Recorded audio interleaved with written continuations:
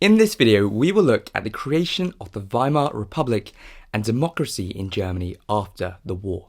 So where we left off in the last video, Kaiser Wilhelm II has abdicated, ending the monarchy, and the German Revolution has begun. Power has been taken over by a temporary government known as the Council of People's Representatives, a group of 6 politicians led by Friedrich Ebert. It was a pretty terrible start for this new government because they were immediately told by the army generals that the war was lost and Germany had no choice but to seek an armistice.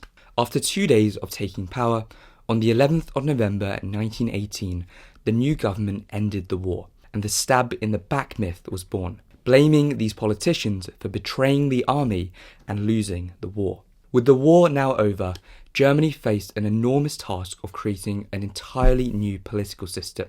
The council promised to hold elections and turn Germany into a democracy where power would lie with the people rather than the Kaiser. In January 1919, elections were held for a national assembly, whose job was to draft a new constitution for Germany. These elections were an early success for democracy.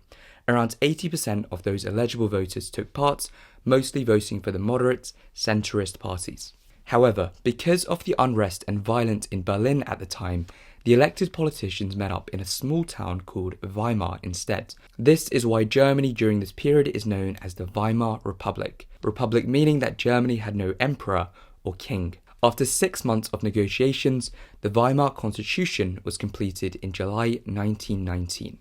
It set out the basic rules for how Germany should be governed. Compared to the Kaiser's authoritarian rule, Germany now had one of the most democratic constitutions in the world. So let's take a look at the strengths and weaknesses of the Weimar Constitution. One of the greatest strengths of the constitution was just how democratic Germany was by law. All men and women aged over 20 were given the right to vote, known as universal suffrage. This was extremely progressive for the time, and many countries had not yet given all women the right to vote. For example, Britain did not do so until 1928. The new voting system was based on proportional representation. This meant that political parties gained seats in parliament in proportion to the number of votes they received in elections. For example, if a party won 10% of the total votes, they would receive roughly 10% of the seats in the Reichstag. This meant that every vote counted the same and that parliament accurately represented the views of the population. On paper, Germany was one of the most democratic countries in the world. Another major strength was the system of checks and balances, designed to prevent any one person from becoming too powerful again. The president was elected by the people every 7 years and had important powers such as appointing the chancellor, dismissing the Reichstag, and calling for new elections. Then you have the chancellor, who was usually chosen from the largest party in the Reichstag, and they would choose their ministers and propose laws to the Reichstag. The Reichstag, Germany's version of parliament, was elected every 4 years by the people. For a law to be passed, it needed a 50% majority in the Reichstag. By separating power between these institutions, the constitution aimed to avoid the kind of dictatorship that had existed under Kaiser Wilhelm, except during times of emergency. And this brings us onto one of the most important weaknesses of the Weimar Constitution. In a time of crisis, where parties would not cooperate with each other to pass laws, the president could use Article 48 of the Constitution to pass laws by decree and bypass the Reichstag.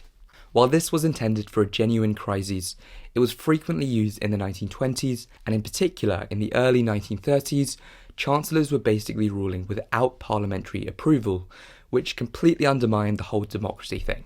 Proportional representation also created problems, because even small parties with very particular interests could enter parliament. Germany ended up having many political parties, including extreme left-wing parties and extreme right-wing groups as well. These parties often refused to cooperate with each other, and as laws required a majority vote, this frequently led to deadlock in the Reichstag.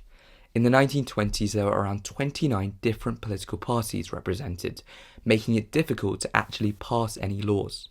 In addition, the Chancellor selected his ministers from the Reichstag, and as the Chancellor needed support from many parties, these governments were usually made up from coalition groups, made up from several different parties working together. This often led to disagreements and arguments, and the coalition governments would soon fall apart. Between 1919 and 1923, Germany went through 9 different coalition governments, and with the constant changing of ministers, long-term decision-making was almost impossible, and these governments were very weak.